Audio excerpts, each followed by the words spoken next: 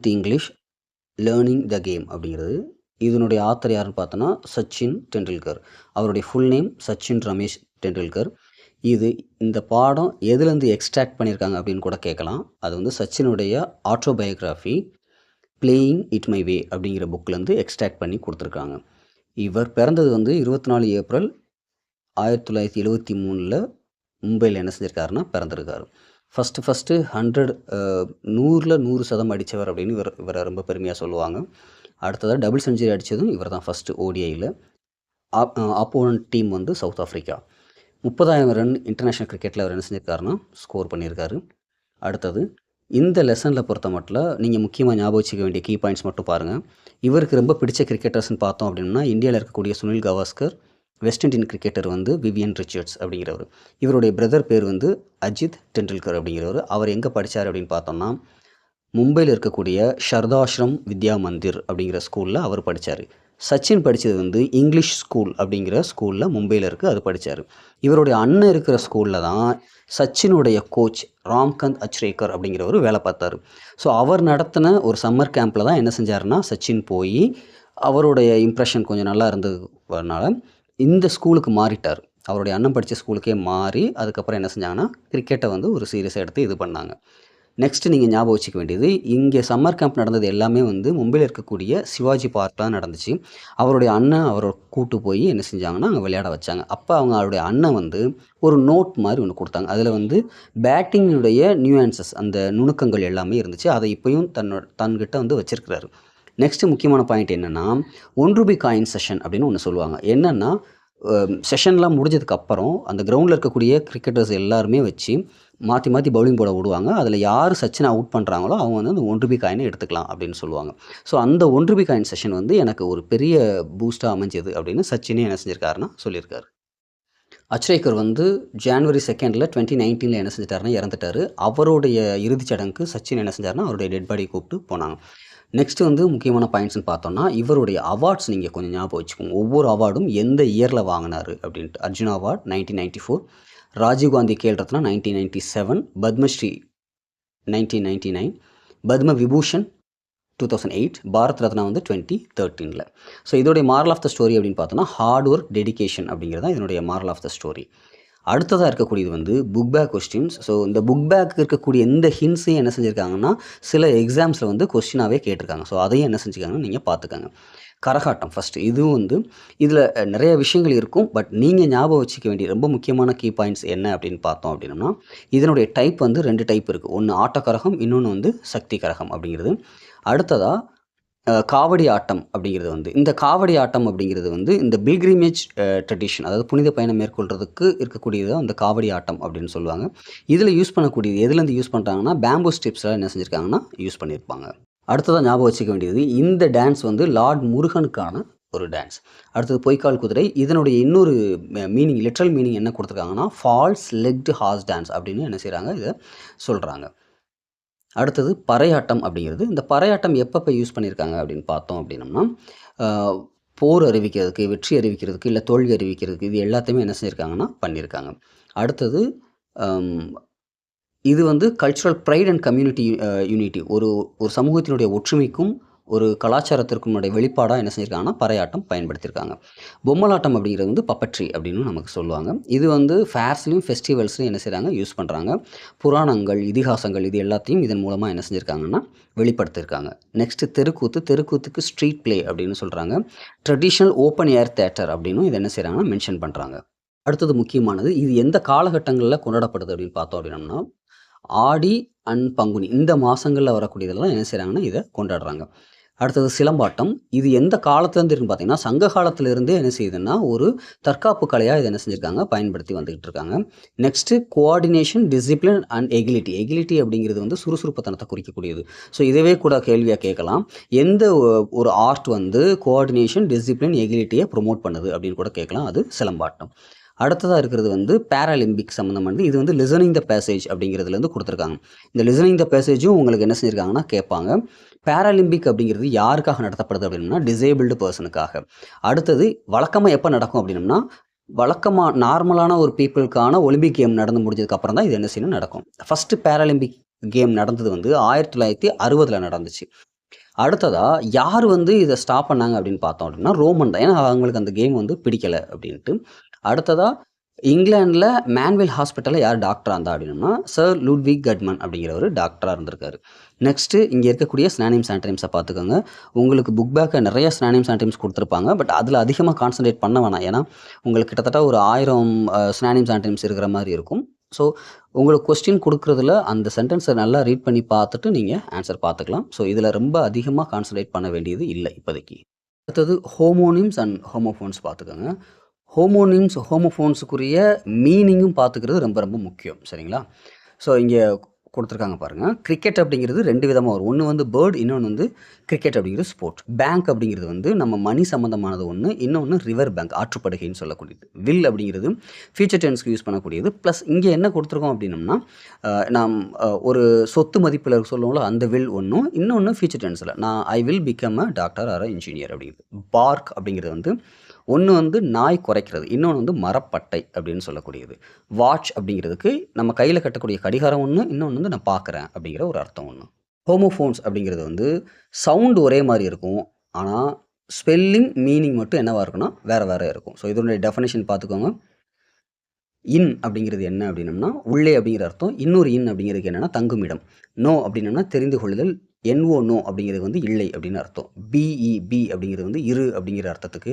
BEE அப்படின்னு பார்த்தோம் அப்படின்னா, தேனீ அப்படிங்கிறதுக்கு. டிஓ டூ அப்படிங்கிறது இக்கு ப்ரிபோசிஷனுக்கு யூஸ் பண்ணக்கூடியது. டூ டூ அப்படிங்கிறதுக்கு என்னன்னா, அதுவும் அப்புறம் 2 அப்படிங்கிற அர்த்தத்துக்கு வரும்.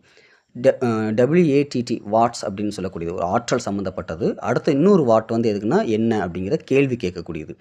ரைட் அப்படிங்கிறது சரி, அதேபோல எழுது அப்படிங்கிற அர்த்தத்துக்கும் என்ன செய்ய முடியும் நம்மளால ரைட் அப்படின்னு சொல்ல முடியும். உரிமை சொல்ல முடியும். வேர் அப்படிங்கிறது பாஸ்ட் டென்ஸ்க்கு இருக்கக்கூடியது. இங்க இருக்கக்கூடிய இன்னொரு வேர் வந்து என்னது அப்படின்னம்னா, எங்கே அப்படிங்கிற இடத்தை குறிக்கக்கூடியது. பேர், பியர் அப்படின்னம்னா, ஒண்ணும் இல்லாதது பொறுத்துக்கொள்ளுதல் அப்படிங்கிற பேர் அப்படின்னம்னா இல்லை அப்படின்னு அர்த்தம். பிஇஏஆர் பேர் அப்படிங்கிறது என்னன்னா, பொறுத்துக்கொள்ளுதல்னு அர்த்தம். ஹெச்இஆர்டி அப்படிங்கிறதுக்கு வந்து மந்தை, ஆட்டு மந்தை. ஹெச்இஏஆர்டி அப்படிங்கிறதுக்கு என்னன்னா, கேட்டது. ஹியர்டு அப்படிங்கிற அதனுடைய பாஸ்ட் டென்ஸா வரக்கூடிய ஹியர் அப்படிங்கிறதுனுடைய பாஸ்ட் டென்ஸ். த்ரோன் அப்படிங்கிறது ஃபர்ஸ்ட் இதுக்கு வந்து ஒரு கிரீடம் அப்படிங்கிறதுக்கு, 2வது இதுக்கு வந்து எரிதல் அப்படிங்கிற அர்த்தத்துக்கு வரும். Prefix, suffix. ஸோ ப்ரிஃபிக்ஸ் அப்படிங்கிறது முன்னாடி சேர்க்கக்கூடியது, சஃபிக்ஸ் அப்படிங்கிறது பின்னாடி சேர்க்கக்கூடியது. இது ரொம்ப எளிமையாவே இருக்கக்கூடிய ஒரு இதுதான் நமக்கு. ப்ரிபோசிஷன் பாருங்க. ப்ரிபோசிஷன் உங்கள அதிகமா கன்ஃப்யூஸ் பண்ணக்கூடிய ஒரு கொஸ்டின்ல ஒண்ணு. ஃபர்ஸ்ட் கொஸ்டின் பாருங்க. We have been living in Chennai days 8 years. For வரணுமா, சின்ஸ் வரணுமா அப்படிங்கிற மாரி இந்த மாரி உங்களுக்கு ஒரு கன்ஃப்யூஷன் வந்துச்சுன்னா, ரொம்ப சிம்பிளா அந்த டேஷுக்கு அடுத்து என்ன இருக்கு அப்படின்னு பாருங்க. ஃபார் எக்ஸாம்பிள் 8 இயர்ஸ் அப்படின்னு குடுத்துருக்காங்க. 8 இயர்ஸ்ங்கிறத உங்களால கவுண்ட் பண்ண முடியும். கவுண்ட் பண்ண முடிஞ்சதுன்னா அங்க ஃபார். கவுண்ட் பண்ண முடியல அப்படின்னம்னா சின்ஸ். ஃபார் எக்ஸாம்பிள் 1990ல இருந்து 1990ங்கிறது பட்சத்தில உங்களால எந்த இது அப்படின்னு உங்களால கவுண்ட் பண்ண முடியல அப்படிங்கிறதுனால, அத என்ன செய்யணும்னா சின்ஸ். சரிங்களா? இல்ல 1 வருஷம், 2 வருஷம், 3 வருஷம் அப்படின்னு எக்ஸாக்ட்டா சொல்லிட்டாங்க அப்படின்னம்னா, அது வந்து for. Second question. Abdul has taken his father after his ஃபாதர்ன்னு வரும். அதாவது தன்னுடைய தந்தைக்கு அடுத்ததா என்ன செஞ்சாங்கன்னா, அந்த பதவிய எடுத்துக்கிட்டாரு அப்படிங்கிறது அர்த்தம். அட்டுங்கிறது ரொம்ப எக்ஸாக்ட்டா இருக்கக்கூடியது. ஒரு at the corner, at the tea shop அந்த மாரி ரொம்ப எக்ஸாக்ட்டா குறிக்கக்கூடிய ஒரு இடத்துக்கு வரணும். Vimal generally goes to his place dash bus அப்படின்ட்டு. By bus. ஒரு இடத்துலேருந்து நம்மளால நின்னு நடக்க முடியுது அப்படிங்கிற இடத்துக்கும், ப்ளஸ் பப்ளிக் வெஹிக்கிள்ஸ்க்கு என்ன செஞ்சுக்கணும் அப்படின்னம்னா, பை பஸ் தான். ஃபுட் அப்படின்னு வந்தா மட்டும் கொஞ்சம் நல்லா ஞாபகம் வச்சுக்கோங்க. அங்க ஆன் ஃபுட் அப்படின்னு வரணும். The cricket ball was hidden dash leaves. பெட்வீனுக்கும் அமாங்க்கும் அமாங் அப்படின்னம்னா மத்தியில், பெட்வீன் அப்படின்னம்னா இடையில். 2 பொருள், 2 நபர் இருக்காங்க அப்படின்னம்னா அங்க பெட்வீன். மோர் தென் 2 இருக்காங்க அப்படின்னம்னா அமாங் அப்படின்ட்டு. இங்க இலைகளுக்கு மத்தியில் அப்படின்னு தானே சொல்லுவோம். அப்ப நம்ம அமாங் அப்படின்னு தான் சொல்லணும். Next money divided his toys his brothers and sisters. இப்போ இங்க என்ன இருக்குன்னா, பிரதர் ஒரு பக்கம், சிஸ்டர் ஒரு பக்கம். அப்ப 2 தான். அப்ப என்ன யூஸ் பண்ணிக்கணும் அப்படின்னா, பெட்வீன் யூஸ் பண்ணிக்கணும். அடுத்து இங்கேயும் சில ப்ரிபோசிஷன் குடுத்துருக்காங்க. ப்ரிபோசிஷனல் வெர்ப் அப்படின்னு குடுத்துருக்காங்க. இதுவும் ரொம்ப முக்கியமான கொஸ்டின்ஸ் தான். இதனுடைய ஆன்சர்ஸையும் ஒரு தடவ நீங்க பார்த்து வச்சுக்கோங்க. அடுத்ததா ஸ்டாப்பிங் பை வுட்ஸ். இதனுடைய ஆத்தர் யாருன்னு பார்த்தோம்னா, ராபர்ட் ஃப்ராஸ்ட். இதில இருக்கக்கூடிய இந்த வாட் டஸ் இட் மீன், இந்த வார்த்தைக்கு என்ன அர்த்தம் அப்படிங்கிறது எல்லாத்தையுமே ரொம்ப முக்கியமா நீங்க பார்த்து வச்சுக்கணும். ஏன்னா அந்த இது என்ன செஞ்சிருக்காங்கன்னா, ப்ரீவியஸ் டெட்ல வந்து கேட்டிருக்காங்க. Mostly he refers to, I refers to அப்படிங்கிறது எல்லாமே என்ன வரும் அப்படின்னம்னா, போயட்ட தான் குறிக்கும். பட் இந்த இடத்துல ஒரே இது ஹி அப்படிங்கிறதையும் 2 ஆட்கள குறிக்கும். ஃபர்ஸ்ட் கொஸ்டின் பாருங்களேன். ஹூம் டஸ் ஹீ ரெஃபர்ஸ் டு. இந்த இடத்துல ஹீ அப்படிங்கிறது யாரை குறிக்குன்னா ஓனர் ஆஃப் த ஃபாரஸ்ட், அந்த ஃபாரஸ்டினுடைய ஓனர் அப்படிங்கிற இடத்த குறிக்கும். அதே இடத்துல இன்னொரு இடத்துல என்ன வரணும்னா அது வந்து ஹார்ஸை குறிக்கும்.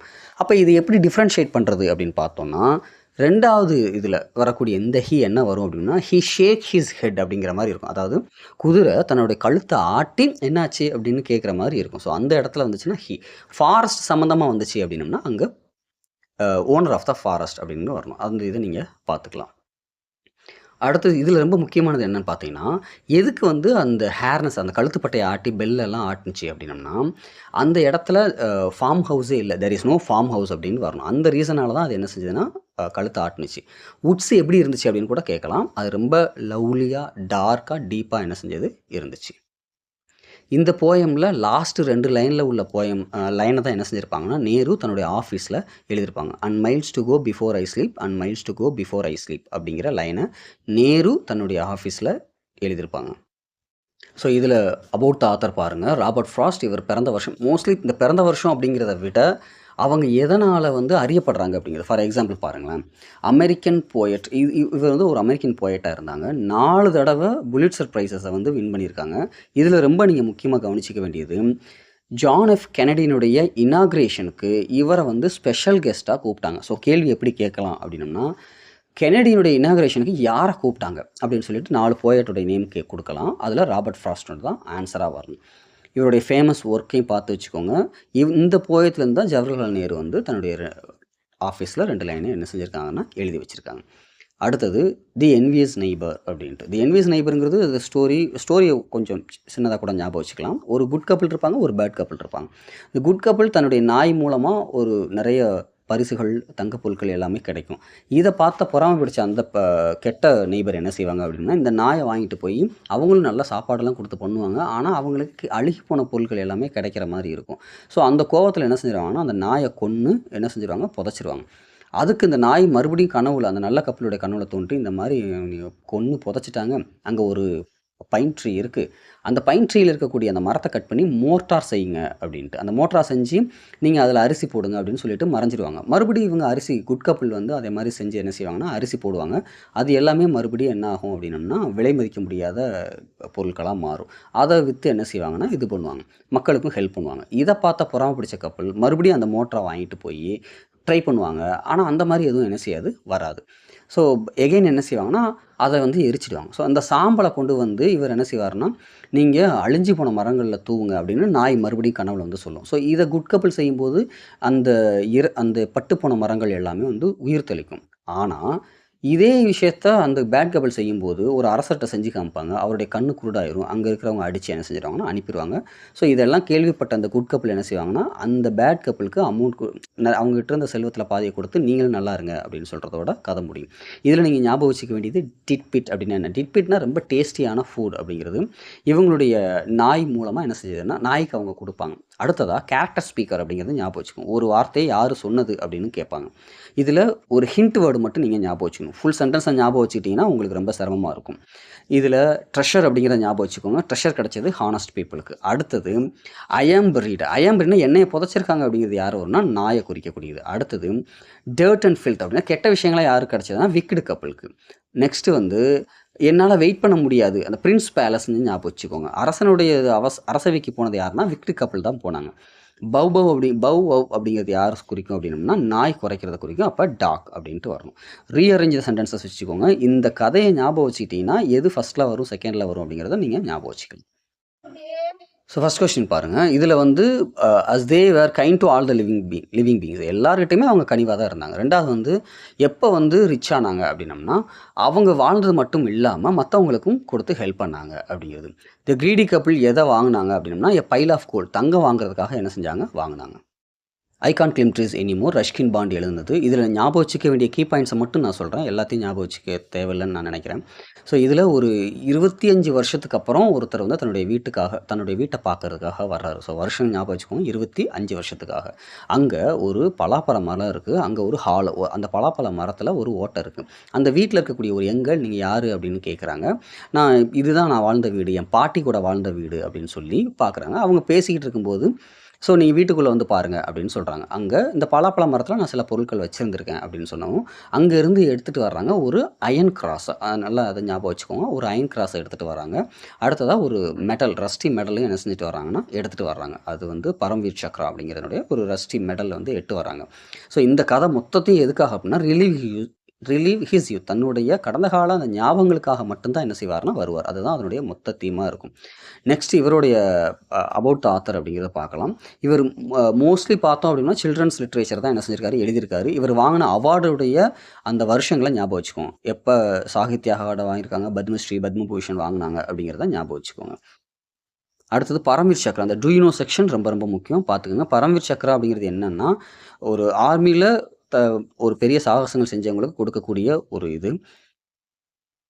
இது வரைக்கும் 21 சோல்ஜர்ஸ் வாங்கியிருக்காங்க. இது ஃபஸ்ட்டாக இன்ஸ்டியூட் பண்ணது வந்து 26 ஜனவரி 1950ல். இதில் மொத்தம் 14 பேருக்கு வந்து போஸ்துமஸ்லின்னு கொடுத்துருக்காங்க. போஸ்துமஸ்லி என்னென்னா 14 பேருக்கு 21 பேரில் 14 பேருக்கு என்ன செஞ்சுருக்காங்கன்னா இறந்ததுக்கு அப்புறம் தான் இந்த அவார்டு கொடுத்துருக்காங்க. அந்த கவுண்ட்டையும் என்ன செஞ்சுக்காங்கன்னா ஞாபகம் வச்சுக்கோங்க. ஸோ இந்த ஸ்டோரி எதை பற்றி சொல்லுது அப்படின்னா, அவருடைய இழந்த யூத்தை பற்றி சொல்லக்கூடியது. அடுத்தது ஹவுஸ் வந்து சேஞ்ச் ஆயிடுச்சா அப்படின்னா கிடையாது, ரிமைண்ட் அன்சேஞ்சாக இருக்குது. அடுத்து ரொம்ப முக்கியம், a blessings rest on the house where the shadow of a tree falls. ஒரு வீட்டுக்கு பக்கத்தில் கூடிய மரத்தினுடைய நிழல் எந்த வீட்டிலலாம் படுதோ அவங்கெல்லாம் ஆசீர்வதிக்கப்பட்டவங்க அப்படின்னு சொன்னது யாருன்னா கிராண்ட் மதர் அப்படிங்கிறவங்க. அடுத்ததாக இவர் எதற்காக வீட்டுக்கு வந்தாருன்னா looking for his last youth அப்படிங்கிறது. அதில் என்ன கண்டுபிடிச்சாங்கன்னா அயன் கிராஸை கண்டுபிடிச்சாங்க. ஸோ இந்த மீனிங்கையும் கொஞ்சம் பார்த்து வச்சுக்கோங்க. நெக்ஸ்ட் வந்து ஒரு கான்ட்ராக்டட் ஃபார்ம் கொடுத்துருப்பாங்க. இப்போ யூ போட்டு அப்பாஸ்ட்ரஃபி போட்டு டி போட்டாங்கன்னா அது எப்படியெல்லாம் சொல்லலாம்னா you had or you would அப்படின்னு சொல்லலாம். இதே போல் they have, he would, he had, he is, he was. So இந்த வேர்ட்ஸ் எல்லாத்தையும் என்ன செஞ்சுக்கோங்கன்னா கொஞ்சம் பார்த்துக்கோங்க. அடுத்தது இந்த இதை கொஞ்சம் பார்த்துக்கோங்க. ஃபார் எக்ஸாம்பிள் ஒரு புது ஒர்க்கும் அதுக்குரிய மீனிங் என்ன வார்த்தையில் சொல்லலாம் அப்படின்ட்டு. இப்போ வெர்சடைலாக இருக்கிறாங்க. வெர்சடைல் அப்படின்னு என்ன அர்த்தம்னா நிறைய வேலைகள் அவங்களால செய்ய முடியும் அப்படிங்கிறத வெர்சடைல் அப்படின்னு சொல்லலாம். ஹெரிட்டேஜ்ங்கிறது ஹிஸ்ட்ரி, ட்ரெடிஷன் இதெல்லாம் சேர்ந்தது. அட்வென்ச்சருங்கிறது அன்யூஷுவல் எக்ஸ்பீரியன்ஸ். மல்டிஃபேசட்டடுங்கிறது நிறைய வித திறன்களை இருக்கும். பவுண்ட்ரி அப்படிங்கிறது நிறைய எண்ணிக்கையில் கொடுத்தாங்க அப்படின்னா அந்த பவுண்ட்ரின்னு சொல்லுவாங்க. டேர்டெவில் அப்படிங்கிறது என்ன அப்படின்னா கெட்ட விஷயங்களை என்ஜாய் பண்ணக்கூடிய பர்சன்ஸ் அப்படின்னு அர்த்தம். ஸோ இதனுடைய அர்த்தம் அது எதுக்காக சொல்ல வர்றாங்க அப்படிங்கிறதையும் உங்களுக்கு கொஸ்டினில் கேட்கலாம். அடுத்தது பாருங்கள், பாய்சன் ட்ரீ. அதனுடைய போயட் யாருன்னு பார்த்தோம்னா வில்லியம் பிளேக். இது வந்து தன்னுடைய நண்பன்கிட்ட நம்மளுடைய கோவத்தை சொல்லிடுவோம், ஆனால் எதிரிக்கிட்ட கோவத்தை சொல்ல மாட்டோம். ஸோ அப்போ என்ன ஆகுனா அந்த கோவம் அதிகரிக்க அது ஒரு பெரிய விஷமாக மாறி அது என்னன்னா அவங்கள கொன்றும். இதை என்ன செய்வாங்கன்னா ஆங்கரை ஆப்பிள் கூட கம்பேர் பண்ணியிருப்பாங்க. ஸோ கம்பேரிசன் பண்ணது வந்து ஆப்பிள், அது நல்லா ஞாபகம் வச்சுக்கோங்க. இந்த கேள்வி எதை ரெப்ரசென்ட் பண்ணுறா இருந்தாலும் அது எதை சொல்கிற மாதிரி இருக்கும் அப்படின்னம்னா ஆங்கரை தான் என்ன செய்கிற மாதிரி இருக்கும் அப்படின்னா ரெப்ரசென்ட் பண்ணுற மாதிரி இருக்கும். அடுத்தது இவர் வந்து recognised as an imaginative rebel அப்படின்னு சொல்கிறாங்க. ஸோ இது ரொம்ப முக்கியமானது. இமேஜினேட்டிவ் ரெபலாக என்ன செஞ்சாங்க அப்படின்னா அவர் எண்ணத்துலையும் சரி கலையிலையும் சரி அவர் அது போல் தான் என்ன செஞ்சார்னா அவருடைய படைப்புகள் வந்து இருந்துச்சு. இதில் ஐ அப்படிங்கிறவர இடம் எல்லாமே என்ன வரும் அப்படின்னா போயட் அப்படிங்கிறவரை ரெஃபர் பண்ணும்.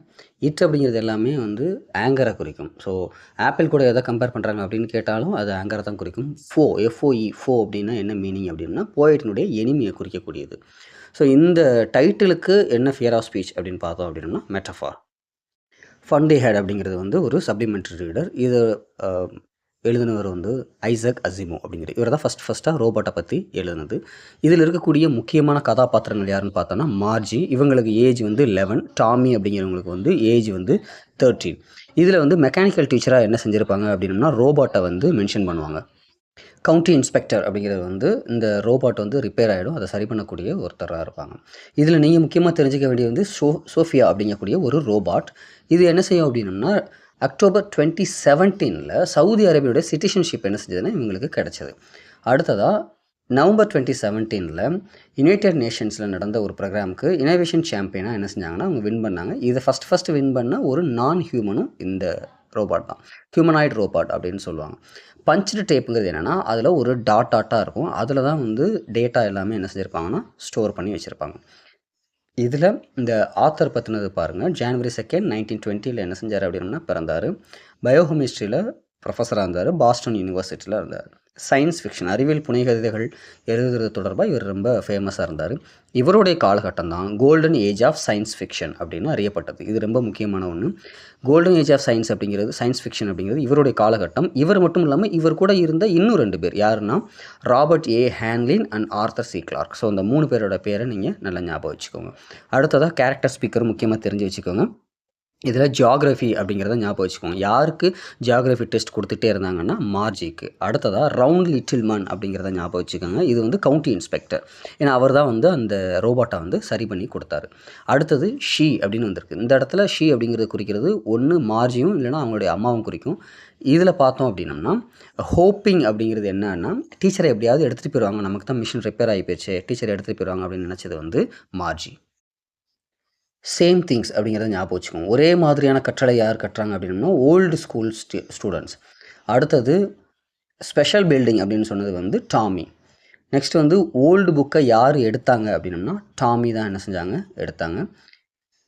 அடுத்ததாக மார்ஜி ஏன் சர்ப்ரைஸ் ஆனாங்கன்னா வேர்ட்ஸ் வந்து மூவ் ஆகாமல் ஒரே இடத்துல இருந்ததுனால அது என்ன செஞ்சாங்கன்னா இருந்தாங்க. அடுத்ததாக எதில் டெஸ்ட் கொடுத்தாங்க அப்படின்னா ஜியாகிரஃபி பாடத்தில் தான் என்ன செஞ்சாங்கன்னா டெஸ்ட் கொடுத்தாங்க. ஒரு நாளில் ஒரு குறிப்பிட்ட டயத்தில் படித்தா நல்லா படிக்க முடியும் அப்படின்னு யார் நம்பினாங்கன்னா மார்ஜினுடைய அம்மா நம்பினாங்க. அடுத்ததாக ரீஅரேஞ்ச் ஆர்டருங்கிறது இந்த கதையை கொஞ்சம் புரிஞ்சு வச்சுக்கிட்டா பெட்டராக இருக்கும். என்னென்னா டாமிங்கிறவங்க ஒரு புக் எடுக்கிறாங்க. புக் எடுத்துகிட்டு அதை மார்ஜி கேட்குறாங்க இது என்ன புக் அப்படின்னு சொன்ன உடனே இது வந்து பழைய ஸ்கூலை பற்றின புக்கு அப்படின்னு சொல்கிறாங்க. பழைய ஸ்கூலை பற்றி எழுதுகிற புக்குக்கெல்லாம் ஸ்கூலை பற்றியெல்லாம் என்ன எழுத முடியும் அப்படின்னு அவங்க ஆச்சரியமாக கேட்குறாங்க. இல்லை அந்த காலகட்டத்தில் ஒரே group of age of people என்ன செய்வாங்கன்னா ஒரு பர்டிகுலர் பில்டிங் இருக்கும், அந்த பில்டிங்கில் போய் படிப்பாங்க, நம்மள மாதிரிலாம் இல்லை அப்படிங்கிறத அவங்க சொல்லுவாங்க. ஸோ இவங்க என்ன செய்வாங்கன்னா யோசிச்சு பார்ப்பாங்க. ஸோ நம்மள மாதிரி தனியாக வீட்டிலே இருந்து படிக்காமல் ஃப்ரெண்ட்ஸ் கூட போய் படித்தா நல்லா இருக்கும்ல அப்படின்னு சொல்லி யோசிப்பாங்க. ஸோ இந்த ஸ்டோரியை ஷார்ட்டாக ஞாபகம் வச்சுக்கிட்டு நீங்கள் அந்த ஆர்டர் என்ன செஞ்சுக்காங்கன்னா எழுதிக்கலாம். அடுத்தது ஓல்டு மேன் ரிவர் ஜோரத்தி ஜெமி அப்படிங்கிறவர் இது பண்ணியிருப்பாங்க. இதோடைய ஸ்டோரி ஷார்ட்டாக சொல்லணும் அப்படின்னம்னா ஒரு குறிப்பிட்ட இடத்துல என்ன செஞ்சிடணும் அப்படின்னம்னா ரிவர் ஓவர்ஃப்ளோ ஆகி ஒரு வெள்ளம் வந்துடும், ஃப்ளட்டு வந்துடும். ஸோ என்ன செஞ்சிடும் அப்படின்னம்னா அந்த ஃப்ளட்டு வந்து ஊருக்கெல்லாம் வந்துடும். அங்கே ஒரு குறிப்பிட்ட வீட்டில் என்ன செய்வாங்கன்னா எல்லாருமே ரொம்ப சின்ன பசங்களாக இருப்பாங்க. அவங்க அந்த ஃப்ளட்டில் இருந்து எப்படி ஓவர் கம் பண்ணி எப்படி வந்து ரெட் கிராஸ்க்கு தகவல் போய் அவங்க வந்து இவங்களை ரெஸ்கியூ பண்ணுறாங்க அப்படிங்கிறதா இதனுடைய ஸ்டோரி. ஸோ ரேடியோவில் என்ன அனௌன்ஸ் பண்ணாங்கன்னா அந்த ரிவர் வந்து ஓவர்ஃப்ளோ ஆயிடுச்சு அப்படின்னு சொல்லிட்டு ஃப்ளட் ஸ்டேஜுக்கு வந்துடுச்சு அப்படின்னு சொல்கிறாங்க. அம்மாவால் ஏன் வர முடியல அப்படின்னாங்கன்னா அவங்க வீட்டுக்கு வர வழியில் இருக்கக்கூடிய அந்த பிரிட்ஜு என்ன ஆயிடுச்சு அப்படின்னம்னா தண்ணிக்கு கீழே போயிடுச்சு. ஏன்னா பிரிட்ஜுக்கு மேலே தண்ணி போகுது அப்படிங்கிற காரணத்துக்காக அம்மாவால் வீட்டுக்கு வர முடியல. அடுத்ததாக த பெர்னட் டேம் கேவ் அவே. என்ன காரணம் அப்படின்னம்னா வெறுமனை மழை பொழிஞ்சதுனால மட்டும் இல்லை, ஸ்னோ வாஸ் மெல்ட்டிங். பனி மழையும் என்ன ஆயிடுச்சுன்னா பனிகளும் உருக ஆரம்பிச்சிட்டதுனால தண்ணியினுடைய அளவு என்ன ஆயிடுச்சு அப்படின்னம்னா அதிகரிக்க ஆரம்பிச்சிருச்சு. அடுத்தது பவர் இல்லை. ஏன் அப்படின்னம்னா நமக்கு வந்து பெரிய ஒரு வெள்ளம் வந்ததுனால என்ன ஆயிடுச்சு அப்படின்னம்னா பவர் கனெக்ஷன் அங்கே இல்லை. அதனால தான் அவங்களால டெலிஃபோன் மூலமாக காண்டாக்ட் பண்ண முடியலை. சாரா அப்படிங்கிறவங்களுக்கு எதனால் இது பண்ணாங்கன்னா அவங்க ஸ்டெப்ஸ் ஏறும்போது அவங்க கீழே விழுந்து அவங்களுடைய லெக் வந்து என்ன ஆயிருக்குன்னா ப்ரோக்கன் ஆகிருக்கும். ஸோ அதனால் பில்லோவை வச்சு அவங்க சரி பண்ணி அவங்கள வந்து ரெஸ்கியூ பண்ணுவாங்க. ப்ரிப்பரேஷனல் ஃப்ரேசஸ் பாருங்கள். I would like to order coffee instead of tea அப்படின்னா டீக்கு பதிலாக அப்படின்னு அர்த்தம். In spite of rains we went out. மழை பெஞ்சிருந்தாலும் நாங்கள் என்ன செஞ்சோன்னா வெளில போனோம் அப்படிங்கிறது. இன்கேஸ் ஆஃப் ஃபயர் தீ பிடிச்சால் நீங்கள் என்ன செய்யுங்க கண்ணாடியை உடச்சிக்கங்க அப்படின்னு. I am standing here on behalf of my friends அப்படின்னா என்னுடைய நண்பர்களின் சார்பாக நான் இங்கே இருக்கிறேன் அப்படின்னு அர்த்தம். We solve the problem by means of a new device. ஒரு புது டிவைஸ் ஒன்று கண்டுபிடிச்சாங்க, அதனால் நாங்கள் என்ன செஞ்சோன்னா இந்த ப்ராப்ளமை சால்வ் பண்ணோம். In general we are impressed with their performance. So பொதுவாகவே அவங்களுடைய பெர்ஃபார்மன்ஸ் எங்களுக்கு ரொம்ப பிடிச்சிருந்துச்சி அப்படின்னு சொல்கிறது. நெக்ஸ்ட் வந்து ஃபைனட் அண்ட் நான் ஃபைனட் ஜெரண்ட் இது எல்லாத்துக்குமே என்ன அப்படின்னா தனியாக ஒரு வேர்ப் லிஸ்ட் ஒன்று போடுறேன். அதில் ஈஸியாக நீங்கள் என்ன செஞ்சுக்கலாம்னா எந்த வேர்ப் வந்தால் ஜெரண்ட் யூஸ் பண்ணணும் அப்படிங்கிறத நீங்கள் ஈஸியாக கண்டுபிடிச்சிக்கலாம். ஸோ இந்த படத்தில் நீங்கள் முக்கியமாக தெரிஞ்சிக்க வேண்டியது ரெட் கிராஸ் சொசைட்டியை பற்றி தான். ரெட் கிராஸ் சொசைட்டி அப்படிங்கிறது இன்டர்நேஷனல் ஹியூமனிடேரியன் சர்வீஸ் ஆர்கனைசேஷன். இது ஏற்கனவே ஒரு கேள்வியில் கேட்ட ஒன்று தான். ஸோ இதனுடைய நேச்சர்னு என்ன பார்த்தோம் அப்படின்னா இண்டிபெண்ட்டாக இருக்கணும், நான் ரிலீஜியஸாக இருக்கணும், ஜாதி மதம் இது எதற்கும் அப்பாற்பட்ட உதவிகளை செய்யக்கூடிய ஒரு இதாக இருக்கணும். மிஷன் அப்படிங்கிறதுல இந்த வேர்டை ஞாபகம் வச்சுக்கோங்க, வித்தவுட் டிஸ்கிரிமினேஷன், எந்த விதமான பாகுபாடும் இல்லாமல் ஹெல்ப் பண்ணுறதா இதனுடைய முக்கியமான நோக்கம். அடுத்ததாக நீங்கள் முக்கியமாக ஞாபகம் வச்சுக்க வேண்டியது இது எப்போ உருவாக்குனாங்க, எங்கே உருவாக்குனாங்க அப்படிங்கிறது தான். 1863 ஜெனீவாவில் ஜான் ஹென்ரி டுனண்ட் அப்படிங்கிறத அவர் தான் என்ன செஞ்சார்னா இதை உருவாக்குனார். அவர் தான் father of the red cross movement அப்படின்னு அறியப்படுறாங்க. இவருடைய செயல்பாடுகளுக்காக இவருக்கு அமைதிக்கான நோபல் பரிசு 1901 என்ன செஞ்சாங்கன்னா கொடுத்தாங்க. ஸோ இந்த ஃபவுண்டரை பற்றினும் அவருடைய ரெகக்னிஷனை பற்றினும் கொஞ்சம் நல்லபடியாக ஞாபகம் வச்சுக்கோங்க. டூயினோ செக்ஷனில் கல்லணை டேமை பற்றி கொடுத்துருக்காங்க. இதை வந்து கிராண்ட் அணைக்கட் அப்படின்னு சொல்லுவாங்க. உலகத்திலேயே 4வது பழமையான அணை வந்து இதுதான். கரிகால சோழனுடைய காலகட்டத்தில் காவேரி கரையோரம் இது கட்டப்பட்டது. இதனுடைய காலம் 2nd செஞ்சுரியில் 2ஆம் நூற்றாண்டில் கட்டப்பட்டது. அடுத்தது ஆன் கில்லிங் எ ட்ரீ, இவருடைய போயட் வந்து கிவ் பட்டேல் அப்படிங்கிறவர் வந்து. ஸோ இவருடைய ஃபேமஸ் போயம்ஸ் இங்கே இருக்குது. இது எதுலேருந்து எடுத்தாங்க அப்படின்னா போயம்ஸ் அப்படிங்கக்கூடிய கலெக்ஷன்ஸ்லேருந்து 1966 ஸோ இதை பார்த்துக்கோங்க. இதனுடைய எக்ஸெப்ட் வந்து என்னதுன்னா போயம்ஸ். ஜாப் அப்படிங்கிறதுக்கு வந்து to poke or thrust abruptly அப்படிங்கிறது, க்ரஸ்ட் அப்படிங்கிறது ஹார்ட் அவுட்டர் லேயர், லெப்ரஸ் அப்படிங்கிறது என்னென்னா covered with scales.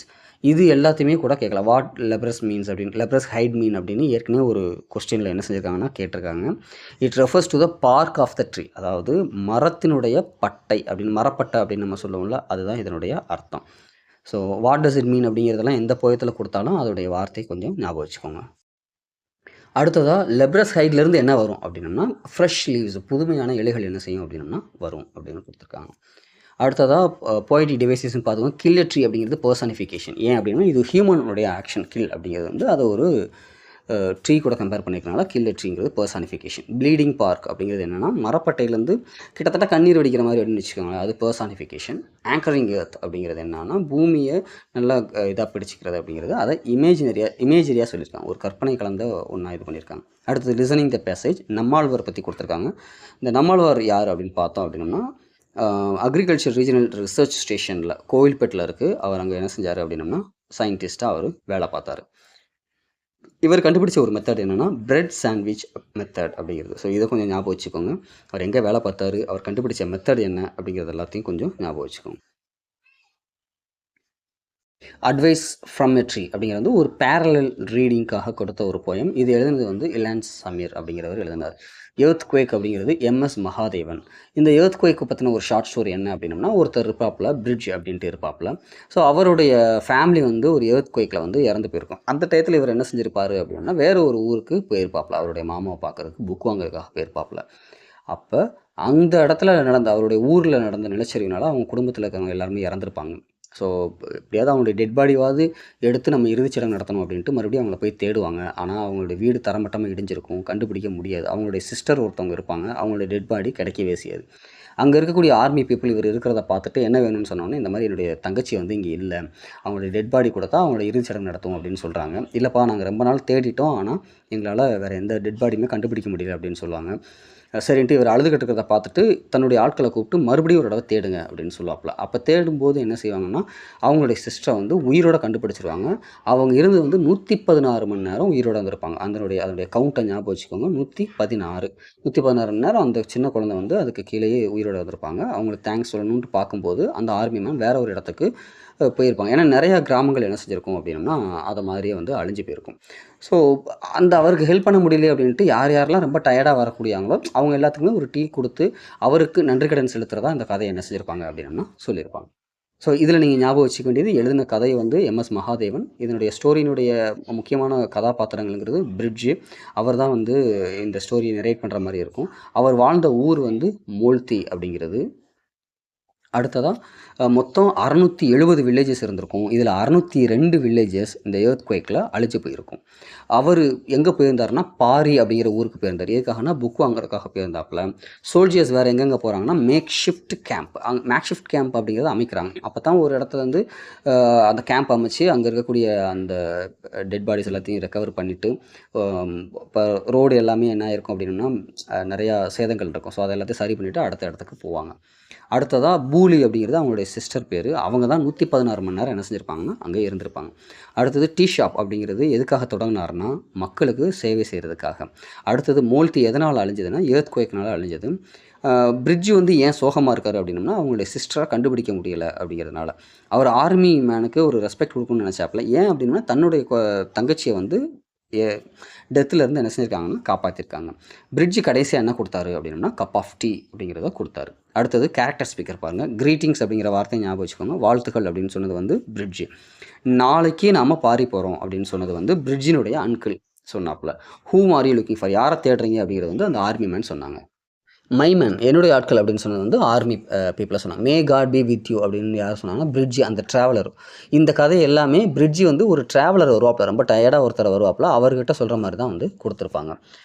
Rearrange the order. அடுத்தது பாருங்கள் 17 ஆரஞ்சஸ் அப்படிங்கிறது வந்து பில் நாடன் அப்படிங்கிறது. இந்த 17 ஆரஞ்சஸ்ங்கிறது என்னென்னா, ஒருத்தர் வந்து தன்னுடைய அவர் ஒரு கிட்டத்தட்ட திருடன் மாதிரி தான். பட் அவர் தன்னைத்தானே திருடன் அப்படிங்கிறத ஏற்றுக்க மாட்டாப்புல. இவர் என்ன செய்வார்னா டாக்கில் வேலை பார்க்குறாரு. அதாவது போர்ட் இருக்கும், அந்த போர்ட்டில் பொருட்கள் வர்றது இறக்குறது, ஃபில் பண்ணுறது, இந்த மாதிரியான வேலைகளை வந்து அவர் பார்ப்பாப்புல. அங்கே இருக்கக்கூடிய ஒரு 17 ஆரஞ்சு பழத்தை இவர் என்ன செஞ்சிருவார்னா எடுத்து பாக்கெட்டுக்குள்ளே வச்சுருப்பாப்புல. மேலே வந்து ஒரு ஒரு ஆடை ஒன்று இருக்கும். நம்ம இப்போ இந்த கறிக்கடையிலலாம் போனோம் அப்படின்னா ஒரு ட்ரெஸ் ஒன்று போட்டிருப்பாங்களா, அந்த இது.